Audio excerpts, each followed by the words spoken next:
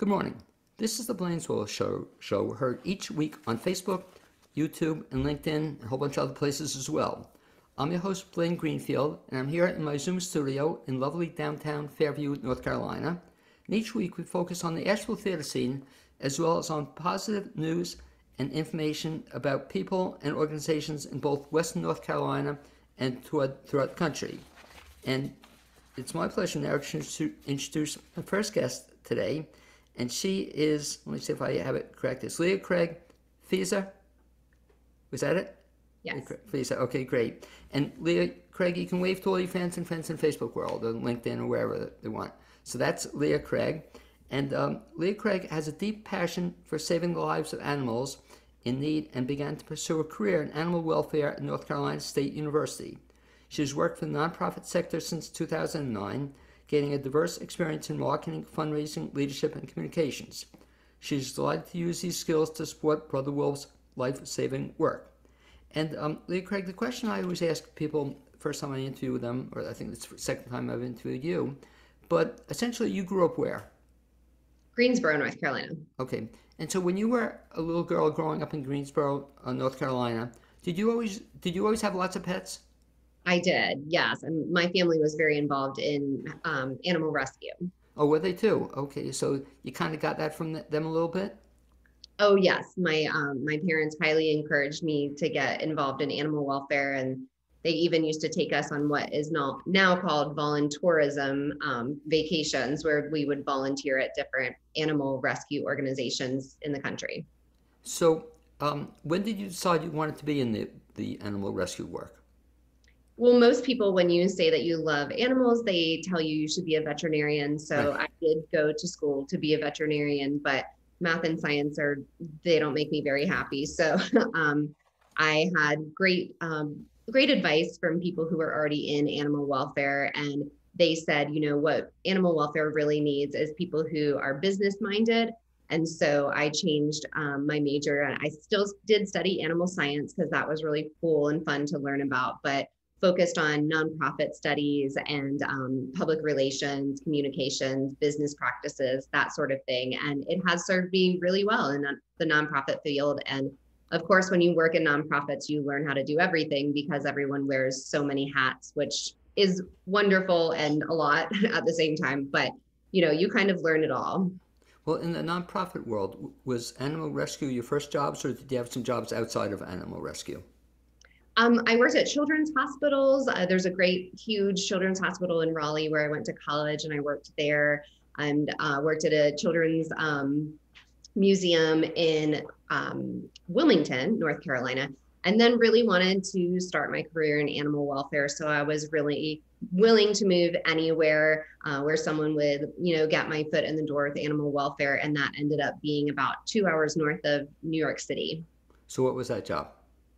So that job was on a huge farm, and they did a lot of like advocating for animal welfare and taking care of animals there. There was about 150 resident animals that stayed there. So it's a different setup than, you know, Brother Wolf Animal Rescue here is a shelter where we bring animals in, we care for them for usually about 2 weeks unless they have extensive medical needs.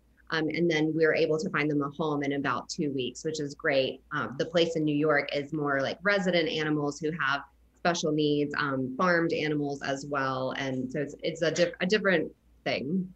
So you came to Asheville, when was it? Not that long ago. When did you come I've here? been in Asheville for about a decade. Right, but how long have you been with Brother Wolf? I've been with Brother Wolf this time around for about 3.5 years, and I previously worked for the organization in a different capacity a bit ago when I first got to town. Okay, so yeah, I can't believe it's 3.5 years. You know, sounds like it was just yesterday. So talk a little bit about then Brother Wolf for the folks who don't know what it's all about. Yeah, absolutely. So Brother Wolf Animal Rescue is a shelter in Western North Carolina. And the thing that makes us unique is that we are not bound by a county contract. So a lot of shelters, they work within their specific county and they receive funding from that county to do that work. And that is critical and awesome that they do that. And Brother Wolf is a nonprofit organization. So we are not connected with county funding. We don't get government funding. We are fully supported by people who care about animals. And so we get to look at Western North Carolina as a whole. We work with usually within about a 4-hour radius. And so we are able to, bend and flex to where animals are in crisis situations. And we have about 30 shelter partners that we work with. Now, most of these shelter partners, they're very small, they're rural, they don't have a lot of resources. They're mostly, small government funded with very little staff, maybe not a foster program at all. And they reach out to us when they are overwhelmed. So that usually looks like them saying that they're so full of animals that they are going to have to sadly start making euthanasia decisions based on nothing but how long the animal has been with them, or just space capacity. And of course, we never want to see an animal lose their lives for simply time or space. And so we go to these rural shelters every week and we partner with them to help animals continue their journey to adoption. And we also specifically take in animals that have medical needs, because a lot of these small shelters, they don't have the capacity to treat, intense medical conditions. And so Brother Wolf will specifically take in animals who have medical needs, because we have wonderful donors who give generously to support those needs. So about 60% of the animals that we take in, we get from partner shelters who need help with those animals. And then about 40% of the animals that we take in come from our community when people, for one reason or another, their life has changed, they've fallen on hard times. Right now, we're having a lot of people who are changing their housing situation and they're unable to find housing where they can keep their animals with them. And so about 40% of our animals come to us because people who have them can no longer care for them. And so then we give the animals the care that they need and find them adoptive homes. What's the capacity at Brother Wolf? How many animals can you take in? It kind of changes throughout the year. It depends on how many puppies and kittens you have. So, if you have a spot at the shelter that can usually hold one cat, that's one adult cat, or it could be 4 kittens. So in the summer, we're at our peak of animals. We have about 150 animals in care right now. Of course, most of those live in foster homes, which is wonderful. And then, during the winter, we'll see numbers more around 100. So talk a little bit about then the concept of fostering. And I had never heard about it until we actually fostered a cat through you folks. But what's that involve? Fostering is so important because it enables shelters to help so many more animals. And so what we do at Brother Wolf is we're really proud to have about 150 foster homes at any given time who have animals. And some of those animals are just there for a short amount of time. So they might just be that the shelter's too full and we need other safe places to house animals. And so we'll send animals to foster, but it's also situations where you have like a mama dog or a mama cat that is nursing her itty bitty babies and they need to be in a home environment and not in a shelter. Or you might have an orphaned kitten or an orphaned puppy and they're so young and so susceptible to disease that they really can't live in that shelter environment. And so they need to be in a foster home. We also have amazing people who take in senior animals. As you can imagine, a dog who has been in a home environment their whole life, or a cat, they just really don't usually do well being introduced to a shelter at a very old age when they've been in a home for so long. And so we have wonderful fosters who will take those seniors, and we facilitate a lot of adoptions directly out of foster homes. So it's very easy to sign up as a foster for Brother Wolf. We give you all the supplies that you need. You don't have to spend money on it. It is really just the love in your heart to care for an animal on a daily basis and to provide that safe haven so that we can save more of them. We can save so many more animals when we have fosters step up to give them a safe place to land, because the shelter gets full and we really need more space to save more lives. So talk about what somebody has to do if they want to become a foster. So our website is bwar.org.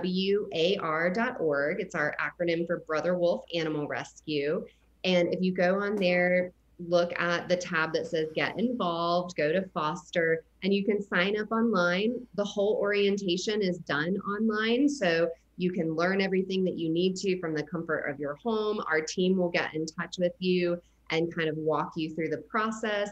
And then you will get a list of all the available animals who are looking for foster homes. And you can choose which animal is going to be best for your home. And we can give you an idea of the time commitment too. So sometimes the time commitment is 2 weeks, and sometimes the time commitment, if it's an animal who's recovering from surgery, that could be weeks or even a couple months. So up front the kind of animal that you're going to take into your home, what works for you, and what time commitment works for you. And based on that information, we can match you with an appropriate pet. And of course, you always have the added bonus of most of the animals who go into foster home are available for adoption, but they might not be on the website yet. So other people don't know them yet. That might be because they are recovering from a medical condition, or they're just way too young to be adopted out. And so a lot of our fosters do fall in love with their foster pets and keep them. Something you told me, though, surprised me, that I would have thought that once you have a pet as a foster, a parent, or what do you call it, foster parent. Mm-hmm. I would have thought everybody would fall in love with the pet and keep them. And I know, the story that we did that with our cat we adopted through Brother Wolf. But you said it was not that high. A lot of people don't keep them. They just help out for a short term. Yeah, a lot of people, I would say with puppies and kittens, keep them more, and honestly with seniors too. So at the, an animal's end or towards the end of their life, people get really connected with our seniors, or the puppies and kittens really make, their way into people's hearts. But sometimes people already have enough animals at their house and they're not looking to keep animals, or they do really love that they're able to be a part of saving animals' lives by fostering, but they only have the capacity for so many animals at their house, and so they want to continue to see those animals be adopted so that they can foster more and can continue to save lives. Now, also with the fostering, is this come under the fostering end? That I think I heard one time I was at your place that people can sometimes just take out a dog or a cat, especially just to have them socialize or get out for a short period of time with, a weekend or a day. Is that a possibility? Yes, we love that program. So we have 2 programs that are very short, and they're great things that you could get involved with if you're thinking about fostering, or if you don't have the time to make a big commitment. If you have, a day off and you want to come to the shelter, we do dog day out programs. And that's an opportunity for our dogs to get out and about in the world. So we want to learn more about them. We want the animal to have experiences that they wouldn't otherwise have at the shelter. So we want you to take them to a park. We want you to take them downtown. And we want then when you get back, you'll fill out a questionnaire to let us know, like, how did they ride in the car? And how did they do in an area with a lot of people? It really helps the animal, of course, have a wonderful day out. And then it helps us learn more about that animal so that we can find the best fit for them in their adoptive home. We also have a program that is a sleepover program. So our dogs will do sleepovers. That's just short-term fostering. It's a break from the shelter. There are studies that show that an animal leaving a shelter environment, even for 24 hours, is very beneficial. You can imagine it's kind of like living in a college dorm, just an always the most stress-less environment for anyone. So while we do everything we can to care for our animals, it is just inherently stressful to live in a place with a lot of other animals and a lot of people and a lot of noises. And so giving them breaks from the shelter by doing dog day out programs or a sleepover program is wonderful. We also have a hiking program that takes our dogs on hikes twice a week. And so that's something that you're able to do if you sign up as a volunteer at Brother Wolf. And then you can go on the hikes with shelter pups, and that happens every Sunday and Monday. I would also think this would be a great thing for parents if they want to introduce a pet to their child, without making a full-time commitment. Just see how the child relates for the short-term period of time. Probably a very positive experience, both the child and the pet as well, the dog or cat. Yeah, absolutely. By doing a sleepover, that'd be a great way to kind of test it out.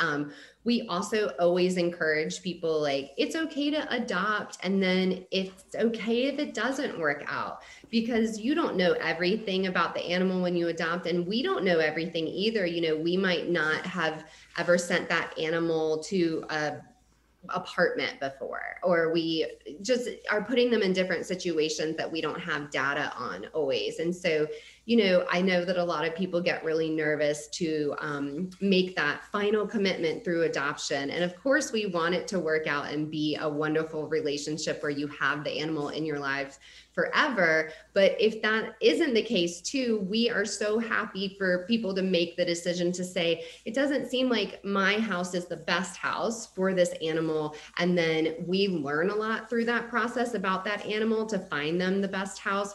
And then that person, we're able to continue, searching for the best pet for them. Does that work in reverse? That is to say that if a parent comes in and takes out a pet, can they keep the pet and return the kid to you?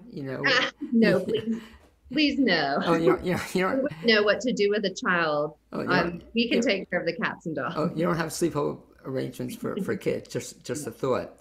Talk a little bit about Leah Craig. Something else you mentioned. So, in terms of volunteer opportunities, I assume you're looking for volunteers to help out with Brother Wolf. Always. What We does that have entail? tons of volunteer shifts every day, and we always need help. So, what do volunteers typically do? So we have people who show up first thing in the morning to help get our cats out. We have a great playroom that our cats can go to. And so these volunteers take our cats one by one into this playroom and give them socialization time and just, time out of their enclosure. It also helps their cleaning process get done really fast with the staff, because wonderful volunteers have the cats out and, in the playrooms. And then we have dishes that need being done always. We always have laundry. We love for people to come and walk the dogs, play with the cats. Just giving them human interaction is so important. And again, it helps us learn a lot about that animal who we might have just taken in the day before. And so feedback from our volunteers about our animals really helps us make great adoption placements. We also have a thrift store, so people can volunteer in our thrift store. There's so many ways to get involved with Brother Wolf, and you can easily sign up on our website to be a volunteer, and you can go through the quick orientation process and then see what's available and what's a good fit for you.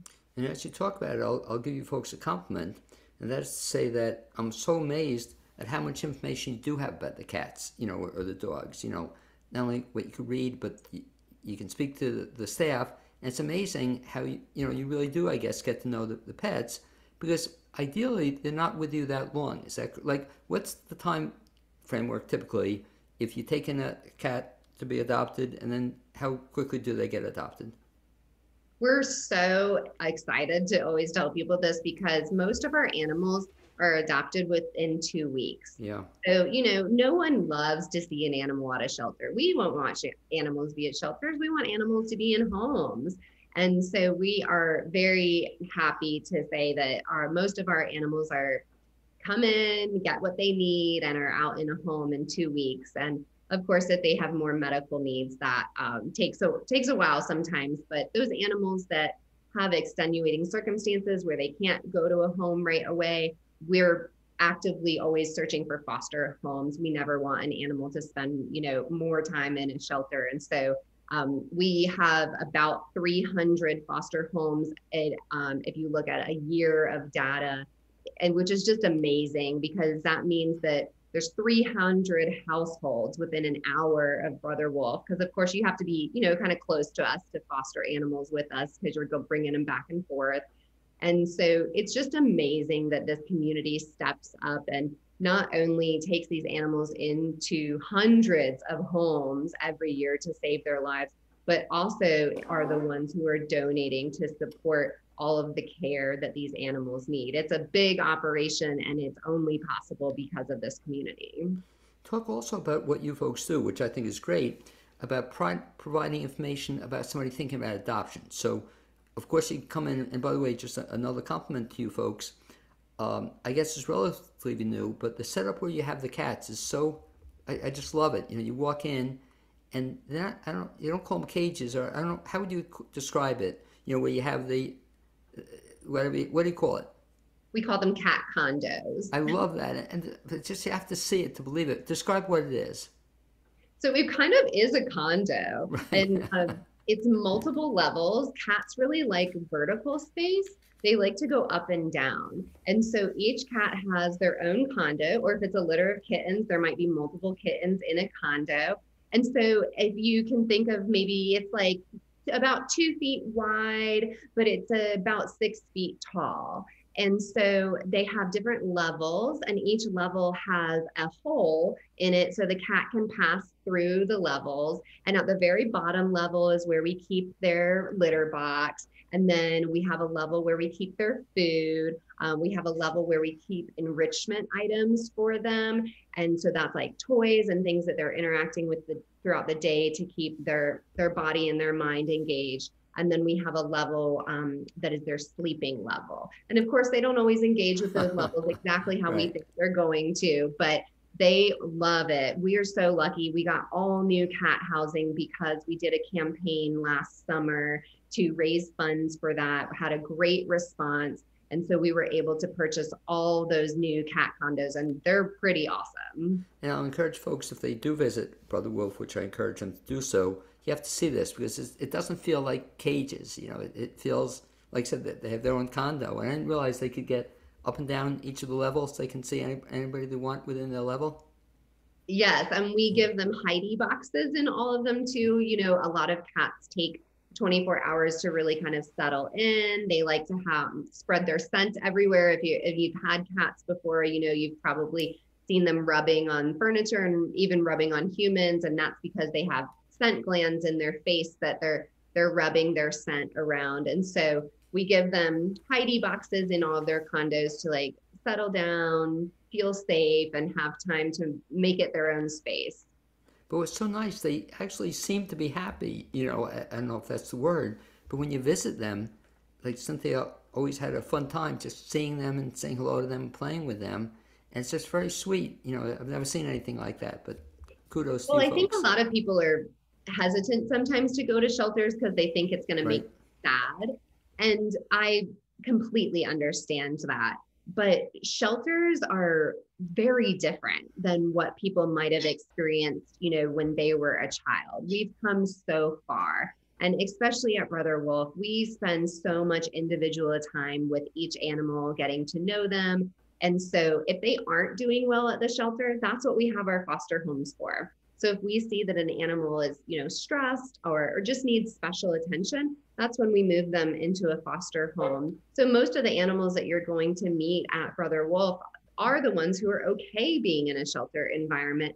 And again, they're usually in that environment for 2 weeks or less. And so we do a lot of things to help keep their stress levels low and to get them physically exercised and mentally stimulated. Like, we feed all of our dogs in puzzle feeders. We do enrichment at least once a day. We do enrichment with sounds or scents or, things that they're chewing on. So we educate our staff about what the animals need. Of course, they are thrilled to give the animals what makes them happy. And so they get really into it and really creative, and our volunteers do too. And then the adopters are able to, get that information about that animal and have a joyful time adopting an animal.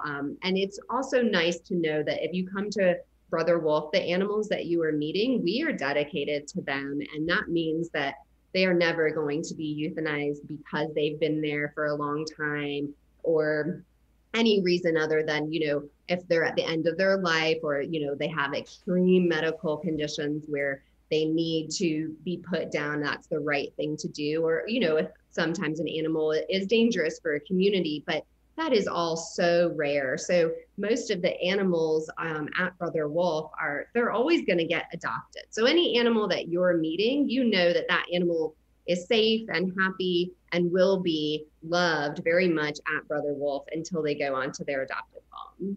Talk about two other things you do at Brother Wolf, which impressed me as well. And the one thing, first of all, I love reading descriptions you have of the cats, or dogs. talk about that process. So do you have somebody who writes that, or how do you get a description for a pet? So if an animal comes in, we try to, learn what we can about them. Usually takes us a couple days to get to know them, and then we update their profile online to tell people as much as we can about them. And that helps people know how they might behave in their house, or, if we have a dog that does not like other dogs, that's really important information for someone to know. Or if we have a cat that has always lived with other cats, then we're probably going to want to adopt that animal to a house that already has cats. But we love writing the bios. We try to make them fun and engaging so that people are drawn to the animals when they see them online. And it's statistically shown that if you update photos and update bios of animals, that it gets them out of shelters faster.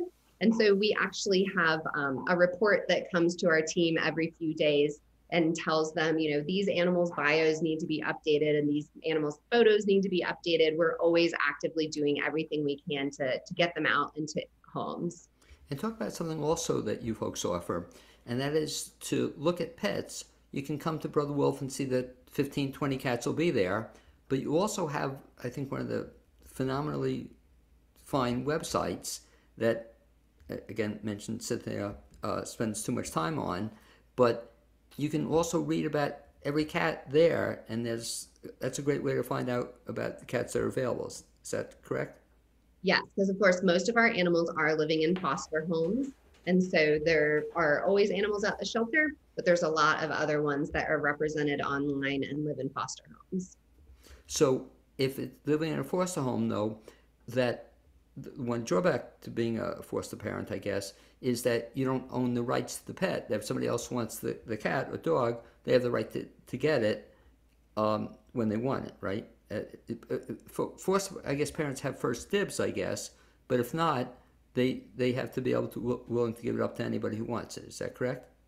In most cases, the foster parent is always going to have the first dibs on that animal. So if you're fostering for Brother Wolf and we contact you and say, someone is interested in adoption, that's the final time you have to say, I've actually made a decision to keep this animal. But a lot of our fosters love meeting the adopters, and it's really cool. Like the fosters will start, a friendship with the adopter because they're so invested in the animals, and for years they will stay in touch. They'll trade photos back and forth. They'll send each other holiday cards. It's really nice, like the beautiful things that come from people who care about animals and meet each other just because of that. And same token, when we came in, we saw a foster family, and it was so touching.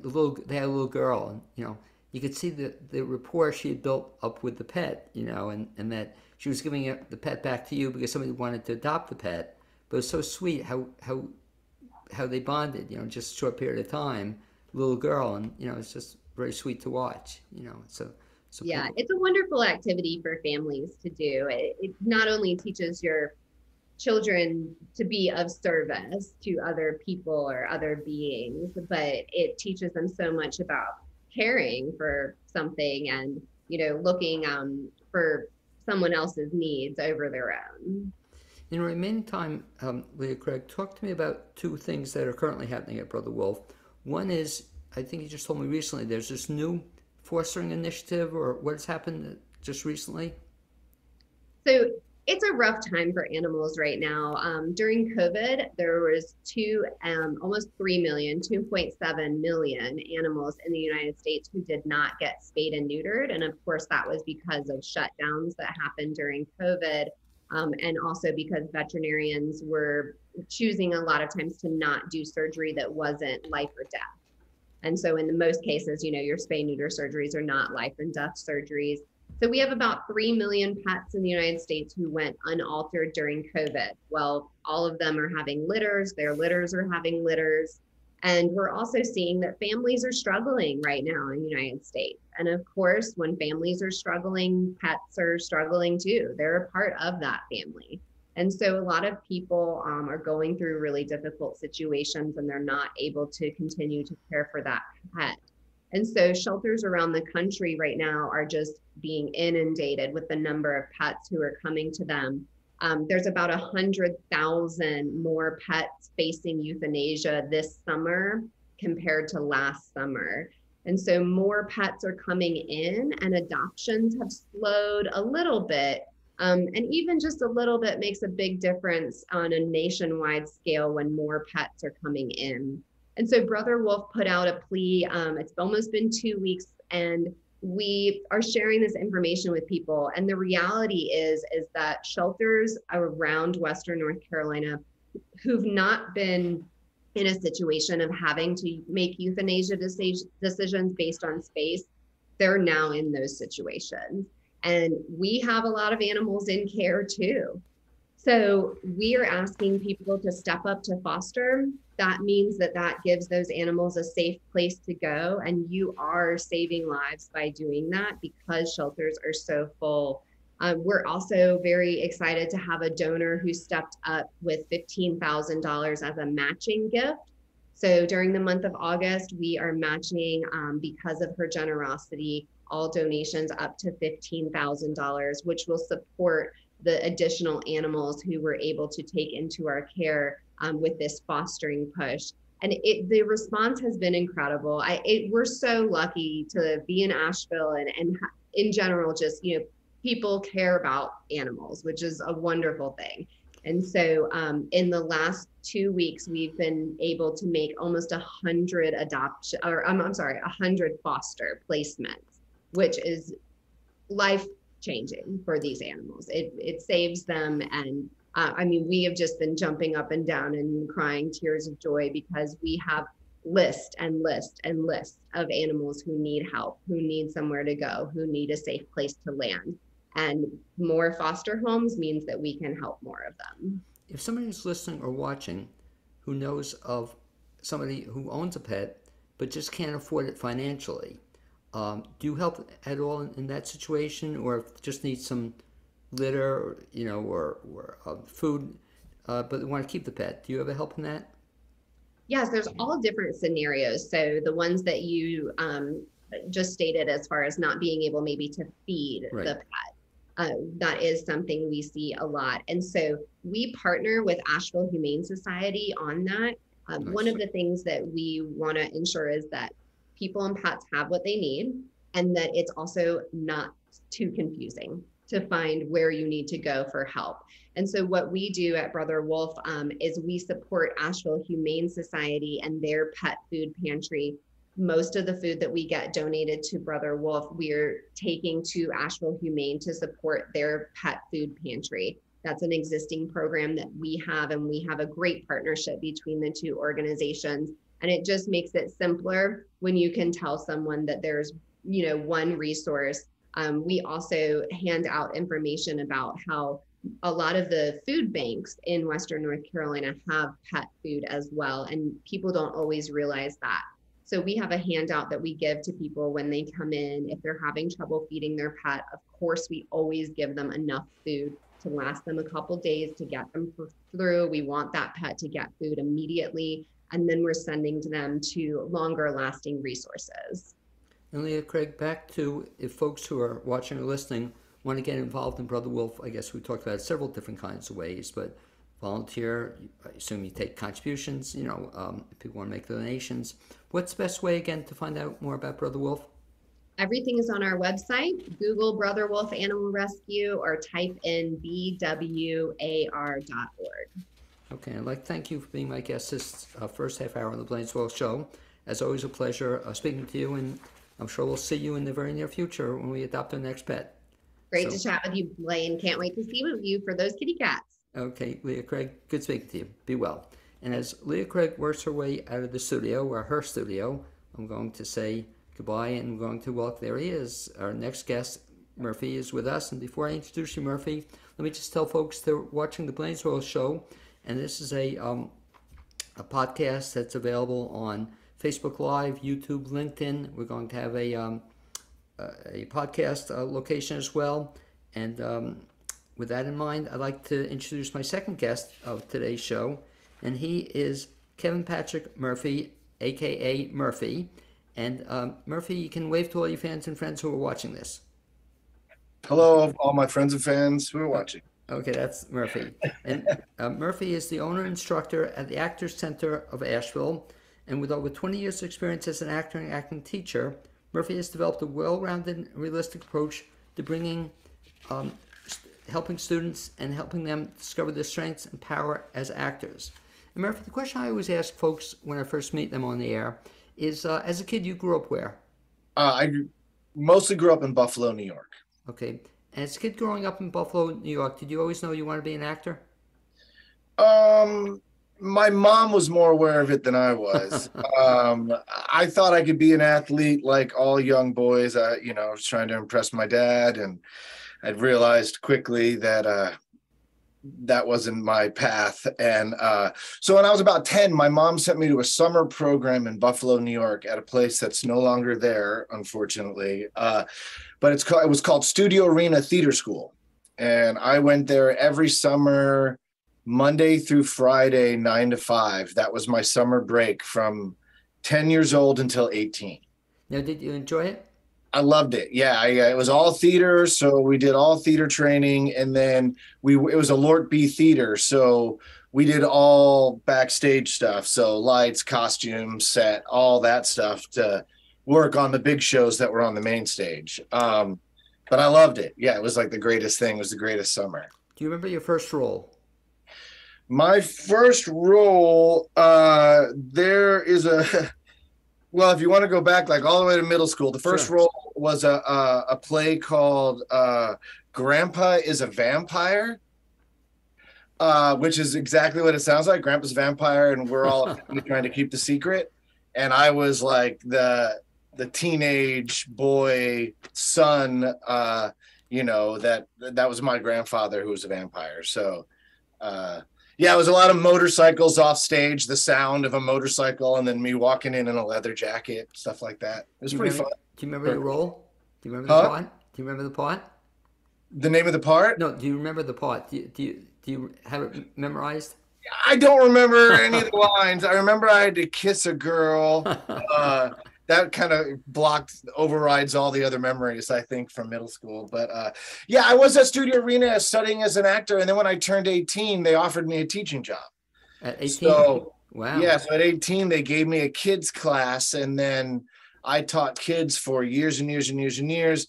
Every day camp, every summer camp, wherever I was living, whatever city I was in, I always managed to find some kind of summer kids program that I could go in and direct and teach acting at. And then when I was in LA, I started teaching adults. The reason I asked that question, Murphy, is I have this idea I've shared with several people, not you yet, but I think somebody should do a fundraiser, and it could even be for your facility, where everybody would recreate their very first role. But I'm saying, if you want to do it, I'd love to help you with it sometime. But I always remember the first role. You got kissed as a little kid, but nobody has a record of it. A lot of people didn't have even video at the time. But wouldn't that be fun if everybody just got up and did 5 minutes of their first role so they could show it to their parents and their grandparents and the kids? I just think that'd be a fun thing. Play with that. That'd be super fun. Okay. Yeah, that'd be super fun. I've ordered it to several local theaters. Nobody's taken me up on it yet, but if you guys want to do it, I'm there to help you. So, yeah, and if it was all like middle school parts and stuff, you'd probably have like tons of Dorothys, a bunch of a bunch of Rizzos, Well, the other thing where it could work, Murphy, is that people tell me one of the problems with it was getting permission, to do the different plays. But if you had like a kids thing or something, or you were a tree or something, you wouldn't need to have permission to be a tree. Anyway, so that's pretty cool. So at 18, you were starting to teach acting. I was starting to teach acting at 18. Yeah, I started working professionally as an actor when I was 13. So, what was your first paid gig? The first paid gig was a play called Black Eyed Brothers, which was a really racially driven play where, it was two kids. Of course, I was the white kid. There was an African-American kid. We get into a fight in the playground. And I give the other kid a shiner.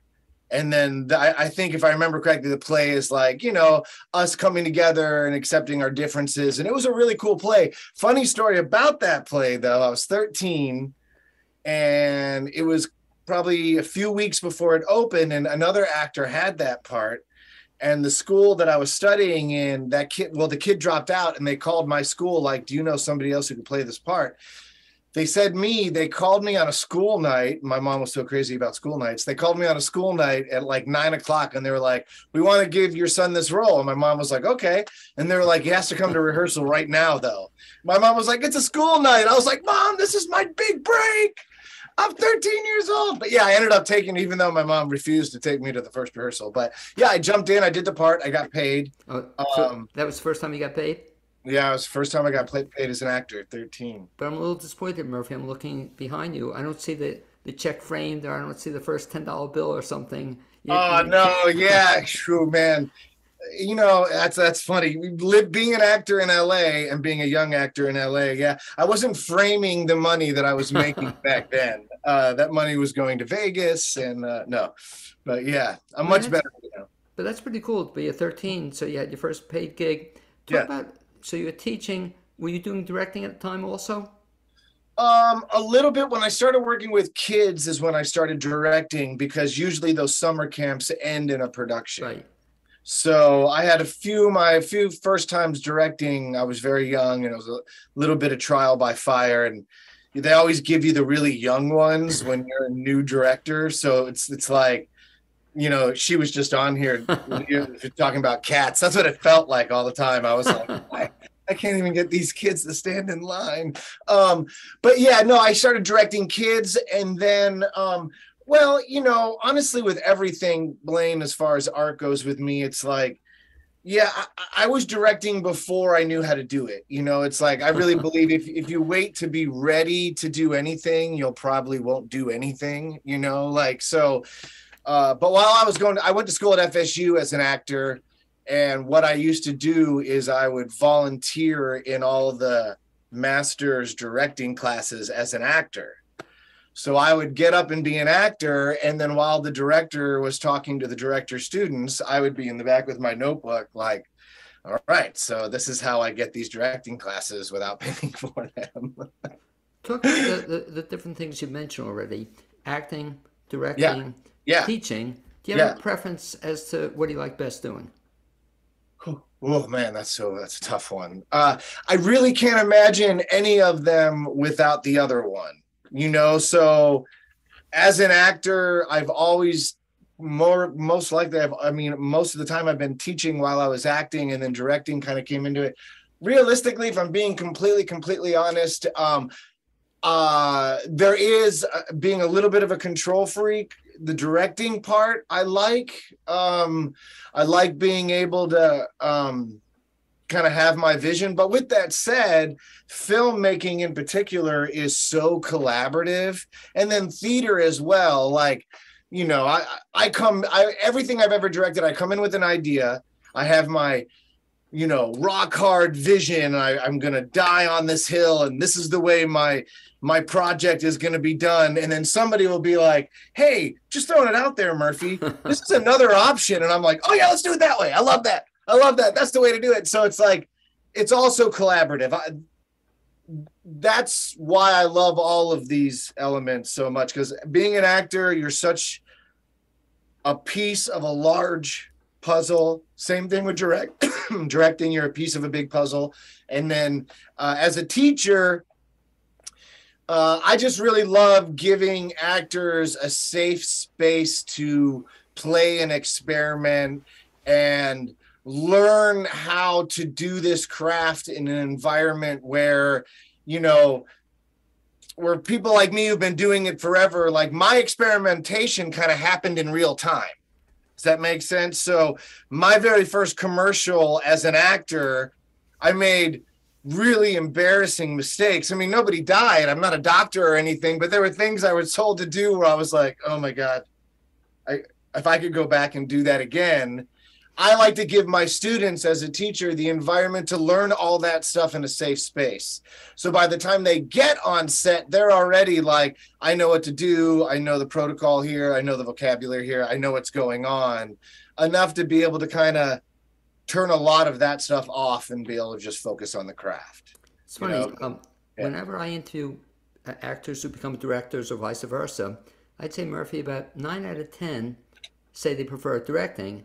Yeah. And the truth comes out, though, they don't have to memorize the lines anymore. So that. Oh, yeah. No, I love memorizing lines. Yeah, no, that's good. When I was studying at FSU, one of my professors, George Judy, there's people out there who definitely know who George Judy is. A brilliant actor, brilliant teacher, brilliant director.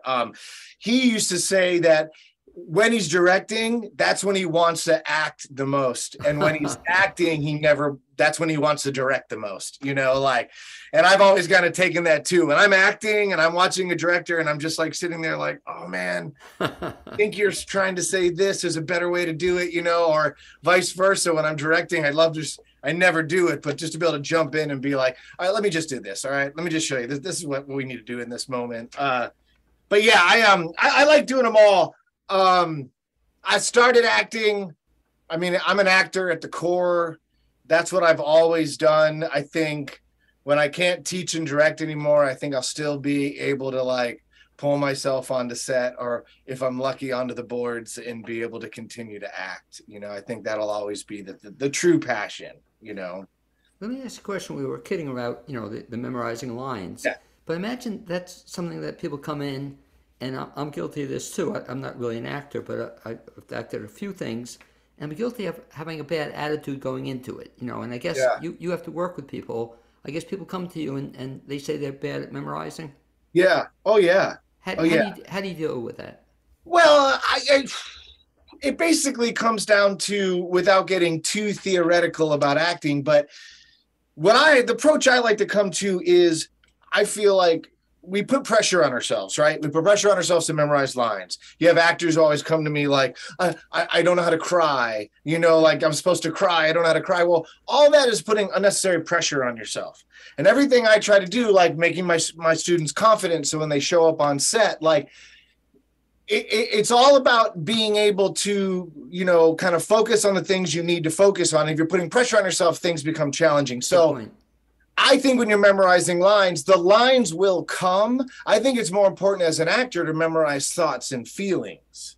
So if the lines are, I quit, this is the worst restaurant I've ever worked in, take your job and shove it, right? And you're looking at those and you want to memorize those words and say them just right. Well, the words are kind of irrelevant. What's important is the feeling you're putting behind that.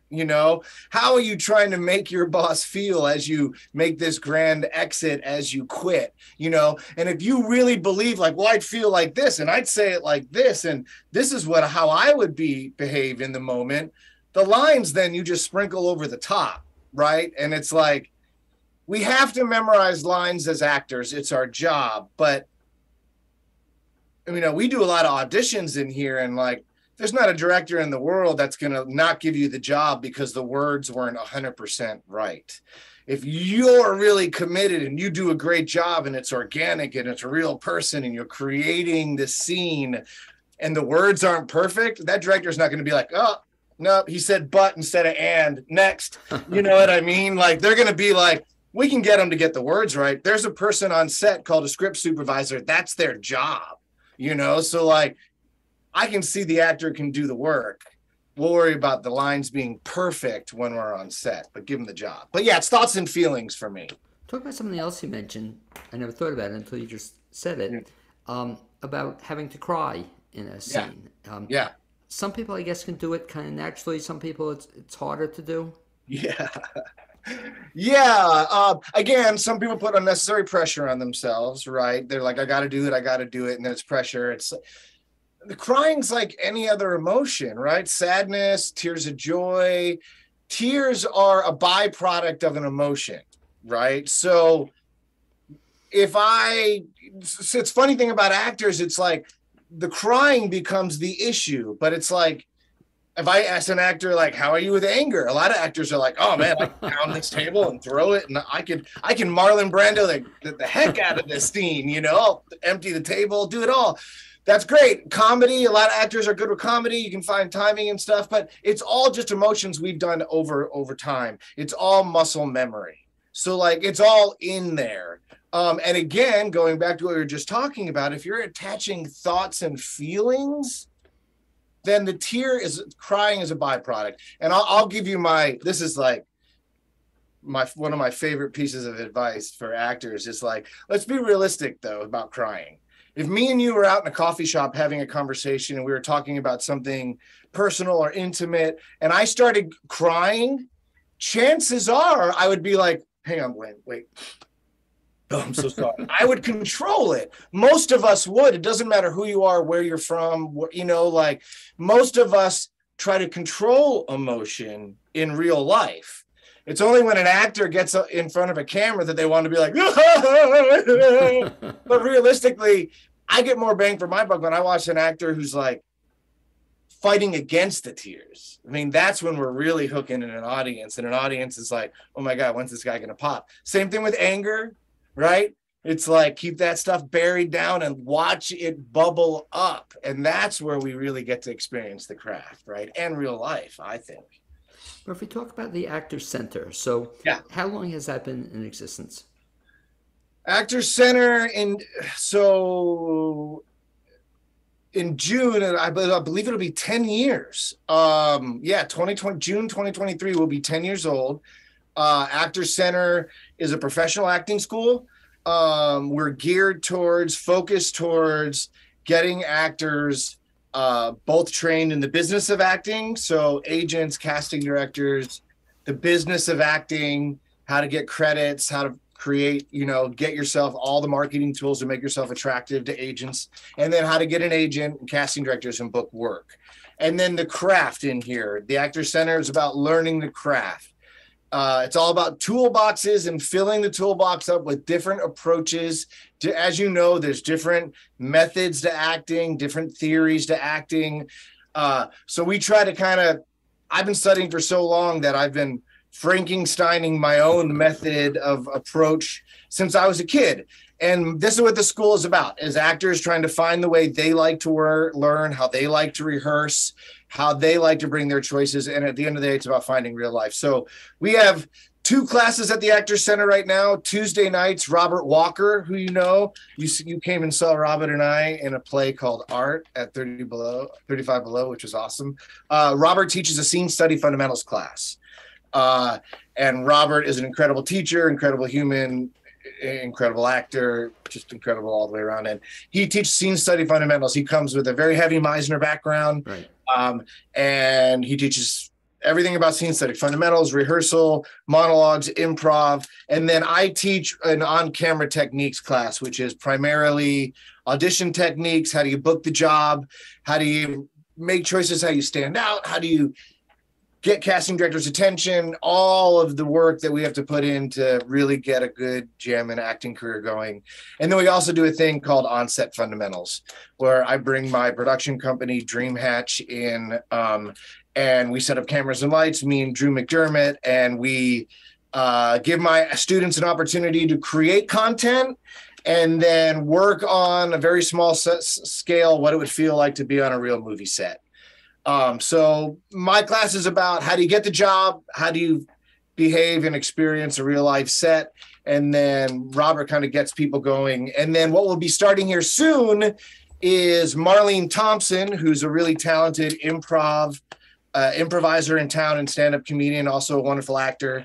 We're getting a 8-week or a 6-week improv class starting in October that she'll be teaching. That's a performance-based improv class. And then if I can just pitch a couple things here really quick, Blaine, while we're here. August 20th is going to be the first of a monthly class that I'm going to start doing at the Actors Center. Mid-month, we're going to do a monthly on-camera audition techniques class. So this first one is August 20th, but it's primarily for people whose schedule doesn't work for a weekly class or live far enough away that driving to Asheville just is not reasonable every week. So we'll be doing a monthly class. And then on October 22nd, we're going to be doing a teen class. That's another Saturday. So there's a lot of good young adults and teens out there that have agents who are working on a good level. So we're going to give them the opportunity to come to the Actors Center and train. And then, so we have a weekly class Tuesdays and Wednesdays. I also shoot auditions here for actors who are self-taping for TV and film, Monday through Friday, 9 to 5. So I'm here pretty much every day shooting and coaching auditions for actors as well. Talk about, first of all, where is the Actors Center located? Actors Center is in Black Mountain, East Asheville, if you really want to be like them. But yeah, we're in Black Mountain, North Carolina. There's a warehouse called Eastside Business Park. Some of you may know it because Pisgah Tap Room is right nearby. They have that big outdoor stage where they have great live shows. So we're right next to that. And we're inside the warehouse. We have 2 studios in here. We have a black box theater that we do live shows in here, generally all for charity. And then we have another unit here where we have a couple soundproof rooms where we're able to shoot auditions and really control the environment for video work. And if folks want to get information about the Actors Center, best bet is to what?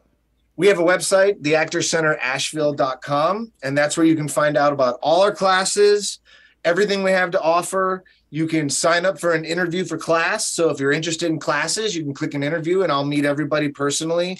We'll talk about classes and I'll kind of get a feel for what your goals are and how we can facilitate them. All our workshops are there. You can reserve spots, theactorcenterasheville.com. We're also on Facebook, the Actors Center of Asheville, NC.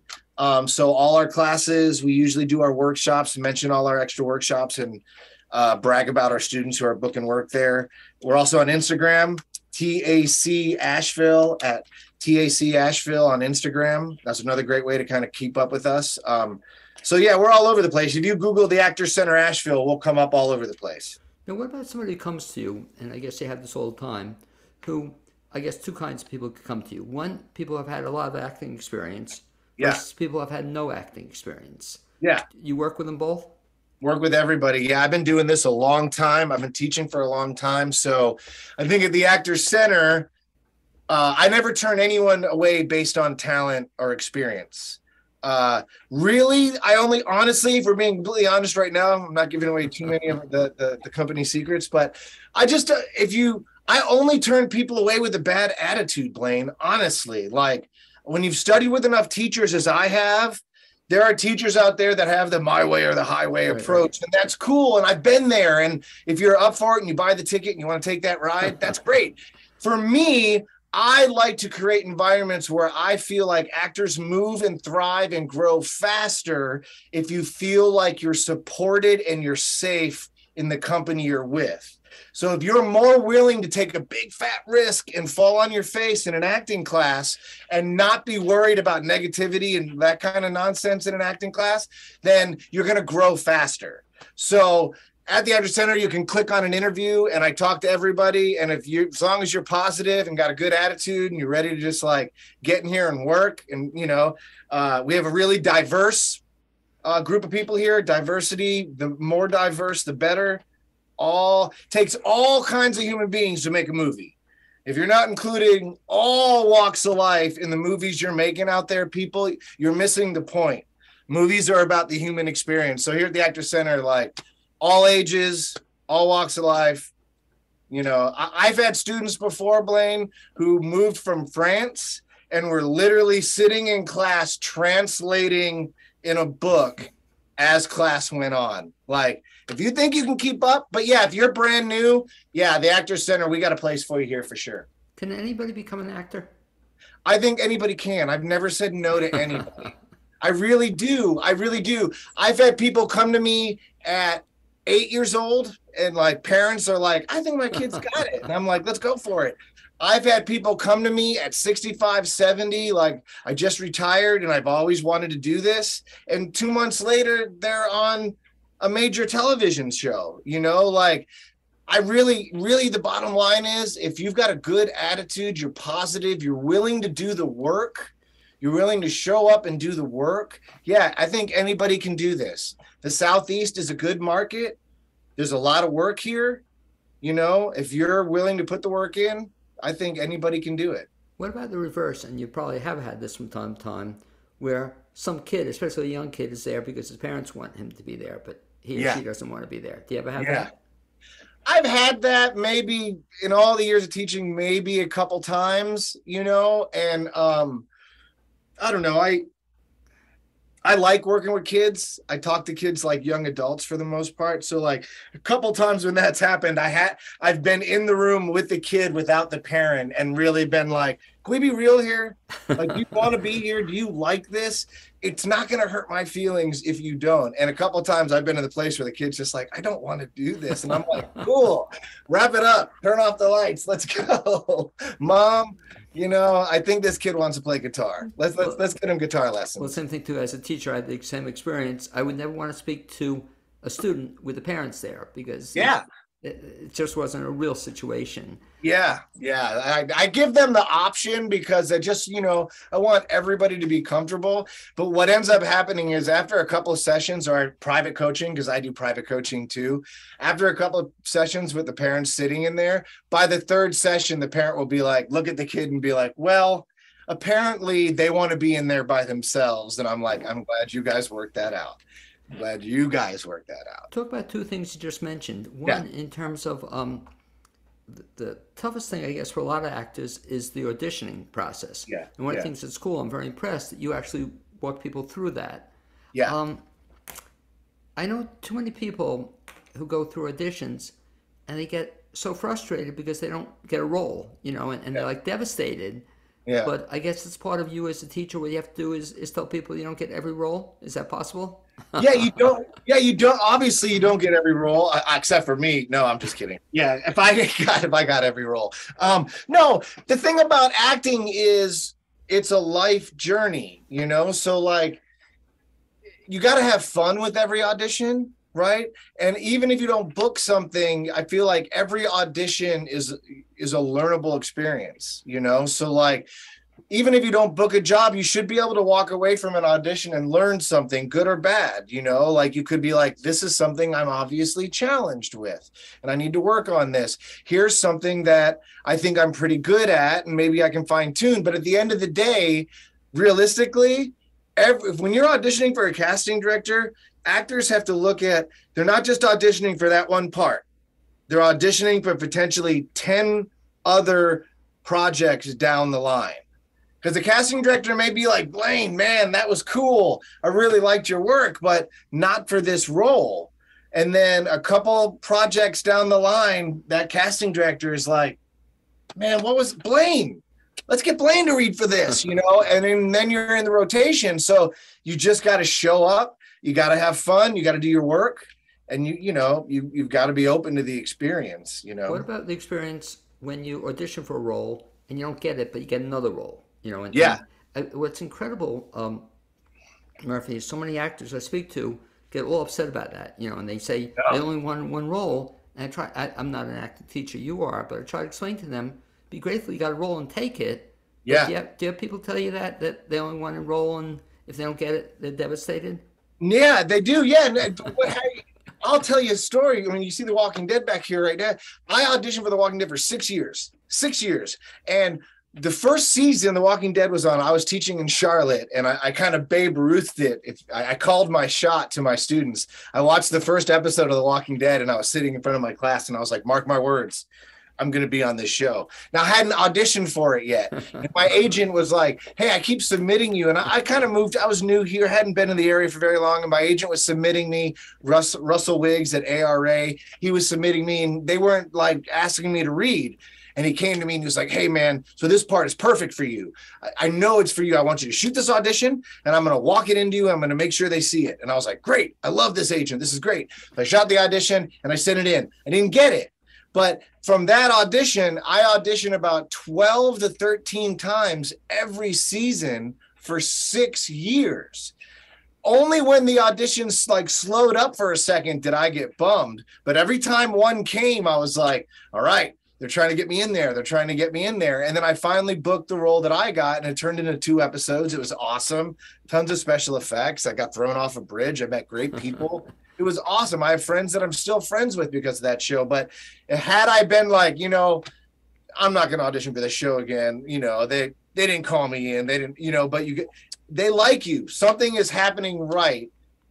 If they stop calling you in, that means that's when you should be upset. And you probably know the actor's name is escaping me, but it was a guy who died a couple of years ago in Beverly Hills 902. You know you know who I'm talking about. Mm-hmm. Anyway, he tells the story.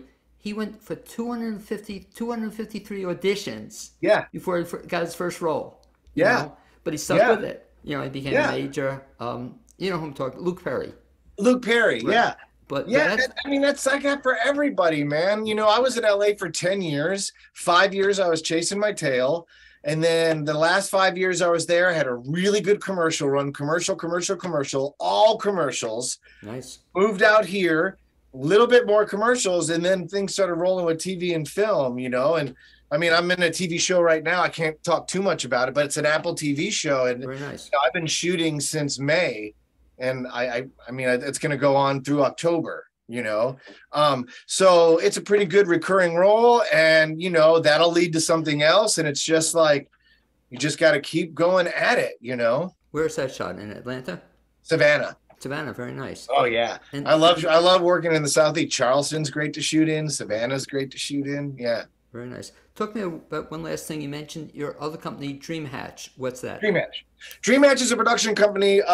Drew McDermott, who's a really talented actor and a good friend of mine, he's kind of the mastermind of it. But we're pretty much hired guns. So we get hired to do short films, documentaries, industrials, commercials, anything basically that people want made.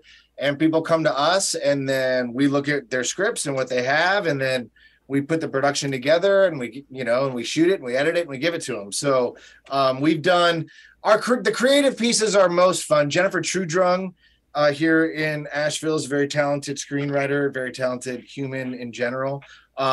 She has written a bunch of screenplays, and I was fortunate to direct one of them, two of them.